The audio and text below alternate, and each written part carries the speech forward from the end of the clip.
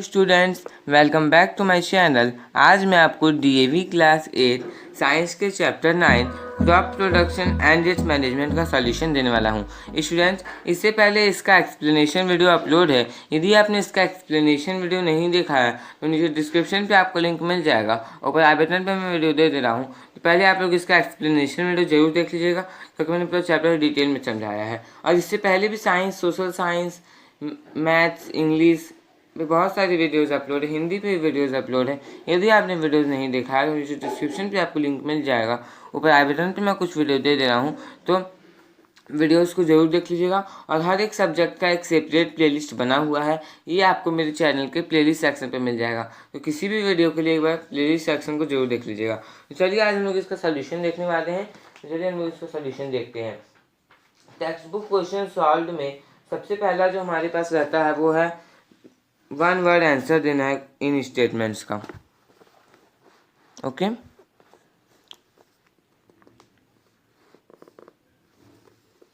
सबसे पहला है dash results in loosening and mixing of soil.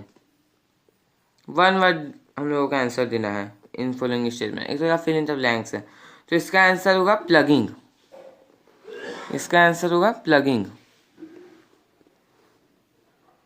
Second हमारे पास आता है dash compete with crops for nutrients. मतलब कौन सा चीज़ है जो न्यूट्रिएंट्स के लिए क्रॉप्स के साथ compete करता है, तो इसका आंसर होगा वीड्स। ये सब आप तभी जानेंगे जब आप इस चैप्टर को समझेंगे। तो यदि आपने चैप्टर नहीं समझा तो जाके एक्सप्लेनेशन वीडियो को जरूर देखिएगा, मैंने हर एक टॉपिक को क्लियर किया हुआ है वहाँ पे।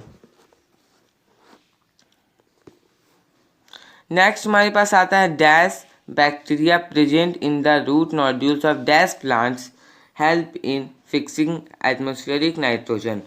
तो इसका आंसर होगा राइजोबियम बैक्टीरिया रहता है। ओके, राइजोबियम बैक्टीरिया रहता है और लेगुमिनस प्लांट के रूट में रहता है।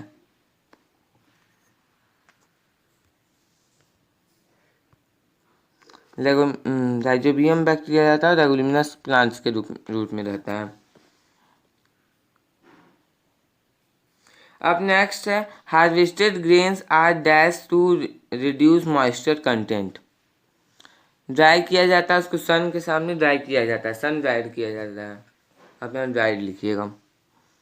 फिफ्थ है removal of anthers from the flowers is known as emasculation.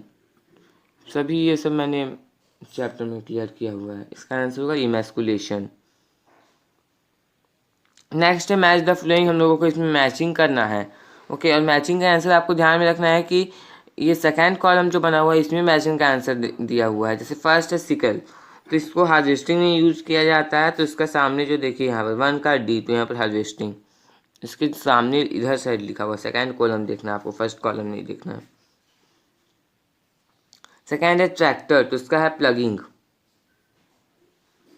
Third है सीड ड्रिल, तो सोइंग।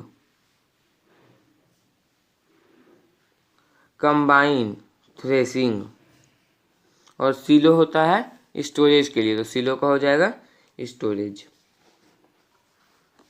अब हम लोग के पास है टिक द करेक्ट ऑप्शन, तो टिक द करेक्ट ऑप्शन देखते हैं।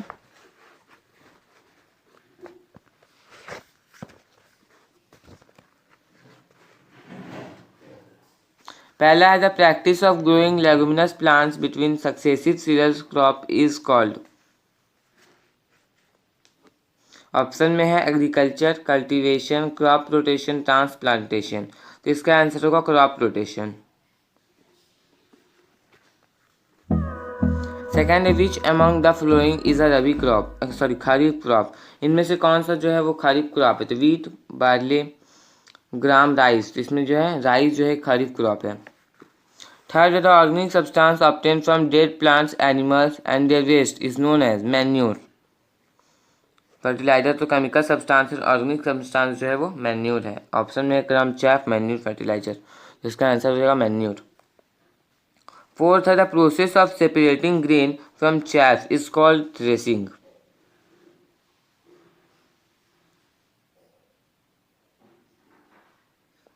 नेक्स्ट है crop which are grown during the rainy season are called, या फिर आर नोन एज।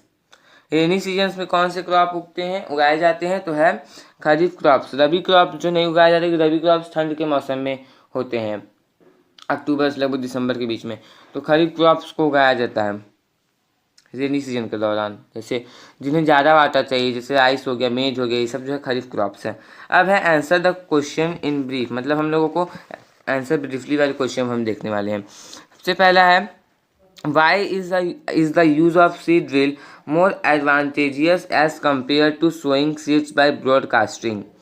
इसका आंसर हो जाएगा seed drill helps in saving time and labor. Hence, seed drill is more advantageous than sowing seeds by broadcasting. ये रहा first का answer. Second है बाबू wants to practice crop rotation. Help him by suggesting what kind of crops can be grown between two consecutive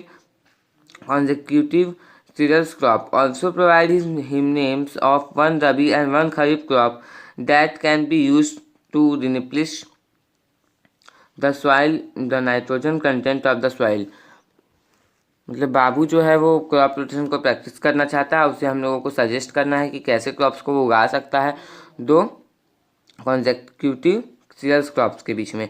और हम लोगों को एक रबी crop और एक खरीफ क्रॉप का नाम भी प्रोवाइड करना है उसे, कि जो है वो जो है ऐसे क्रॉप जो सॉइल के नाइट्रोजन कंटेंट को रिप्लेनिश करे, वापस से ला दे नाइट्रोजन उसमें। तो बाबू को जो है वो पल्सेस को ग्रो करना चाहिए टू कॉन्सिक्यूटिव सीरियल क्रॉप्स के बीच में। तो ग्राउंडनट जो कि एक खरीफ क्रॉप हो गया और पी जो है ये एक रबी क्रॉप हो गया, तो वो जो है इसे यूज़ करके नाइट्रोजन सॉइल के नाइट्रोजन कंटेंट को ठीक कर सकता है। तो यहाँ पर हो जाएगा बाबू should grow pulses between two consecutive serial crops. Groundnut, Kharif and P Rabi crops can be used to replace the soil nitrogen content of the soil. Third है if rice is sown in the month of November, how is the produce likely to be impacted and why? Answer हो जाएगा if rice is sown in the month of November, it will not get adequate sunshine, temperature and water. This will result in low productivity of rice crop.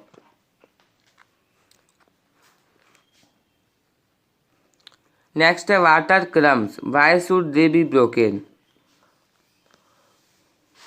Crumbs are small lumps of soil in a field after plugging. They need to be broken down so that the soil become more airy and seeds can easily enter and germinate throughout the soil. Through the soil. ये fourth का answer हो गया। Last question देखते हैं answer. Next question है define the term transplantation, list any two advantages it offers to the farmer. हम लोगों को ट्रांसप्लांटेशन को डिफाइन करना और दो एडवांटेज बताना है जो वो फार्मर्स को ऑफर करता है। सबसे पहला है planting seedlings on different plots of land is called transplantation. This method is used for paddy. It helps farmers to select only the healthy plants for farming. This also helps in maintaining adequate gap between consecutive plants so that the plants get proper amount of sunshine and other resources. देख लीजिए students ये वाला answer fifth वाला।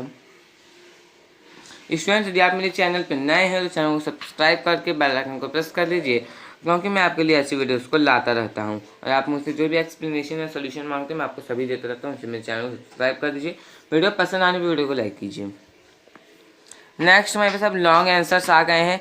तो सबसे पहला question है state the advantage of plugging, मतलब सॉइल को प्लगिंग करने का हम लोगों को एडवांटेज लिखना है और उस वो डिफरेंट वेज लिखना है कि वो कैसे किया जाता है। सबसे पहला the advantage of ploughing the soil are it improves air circulation in the soil. Second, root can penetrate deeper into the soil, thus plant can have better anchorage in soil. Third, it increases water retention capacity of the soil. Fourth, it helps in removing weeds. It helps in the growth of microbes in the soil that is beneficial for farming.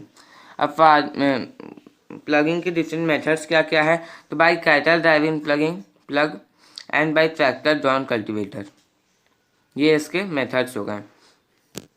Next question है both manures and fertilisers replace soil fertility, compare and contrast the advantages and disadvantages of using them.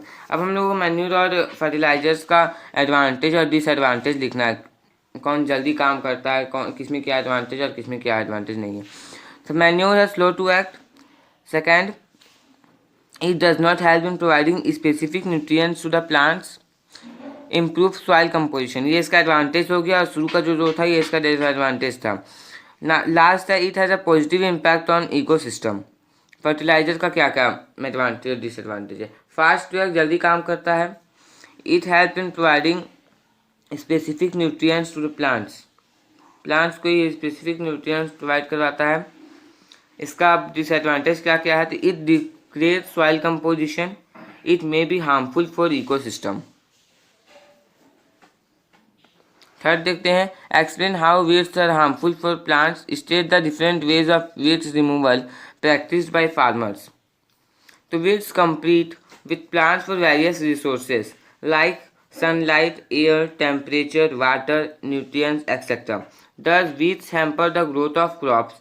Some weeds are poisonous and can prove lethal for cattle and humans. Weeds are removed manually by sickle. Weedicides are also sprayed to get rid of weeds. इसका answer हो गया। Fourth number देखते हैं give reasons for the following. यहाँ पर हम लोगों को रीजन्स देना है नीचे जो भी क्वेश्चन है उसके। सबसे पहला है access water supply can damage crop. Access water supply जो है ये क्रॉप को डैमेज करता है।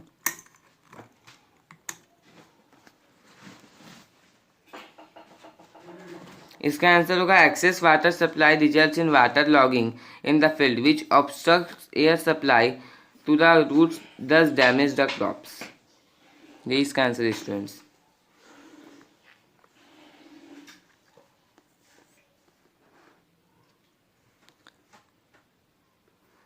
नेक्स्ट है grains are not stored without sun drying. Grains contain moisture which promotes growth of microbes and pests. Sun drying helps in removing excess moisture from grain.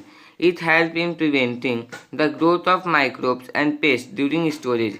Hence, grains are not stored without sun drying.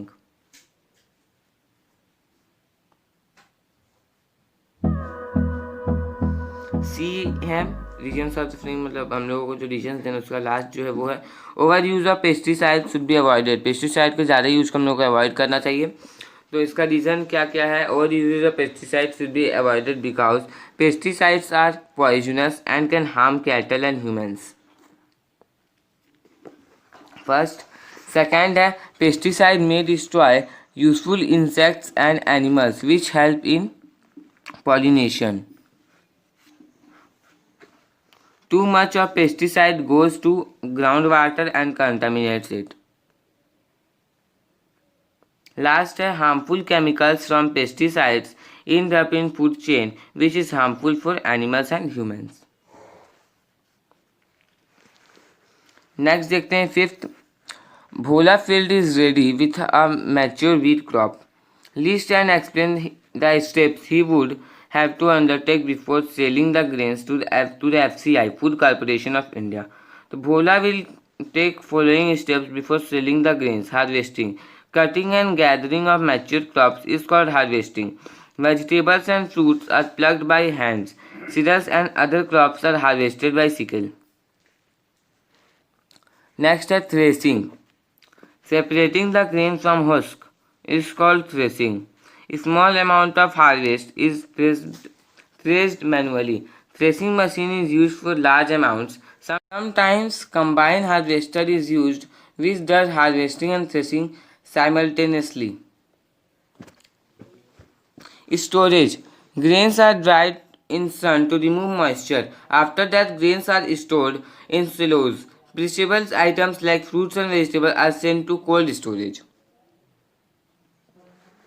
Next है या last है define hybridization. List the steps to be followed for obtaining seeds of a hybrid variety. Cross breeding between two varieties of an organism is called hybridization. Steps for obtaining seeds of a hybrid variety are as follows. First, two varieties of plants of desired characteristic are chosen, say A and B. And thirds from plant A are removed. This process is called emasculation. And thirds from plant B are taken, and this pollen are dusted on stigmas of plant A. After that, stigmas of plant A are covered with plastic bags. This process is called bagging. Students यदि आपको ये topic नहीं समझ में आया तो ये topic बहुत ही इंपॉर्टेंट है, जाकर के एक्सप्लेनेशन वीडियो में समझ लीजिएगा और जिसका एक्सप्लेनेशन वीडियो आप लोग जरूर देखिएगा। इसी के साथ मैंने आपको एक ही वीडियो में पूरा सॉल्यूशन दे दिया। तो यदि आपका वीडियो अच्छा लगा तो लाइक कर दीजिए, यदि आप मेरे चैनल पर नए हैं तो चैनल को सब्सक्राइब करके बेल आइकन को प्रेस कर लीजिए, क्योंकि मैं आपके लिए ऐसी वीडियोस को लाता रहता हूँ। और आप किसी और तरह का एक्सप्लेनेशन या सॉल्यूशन चाहते हैं तो नीचे कमेंट बॉक्स में कमेंट करिएगा। Thanks for watching.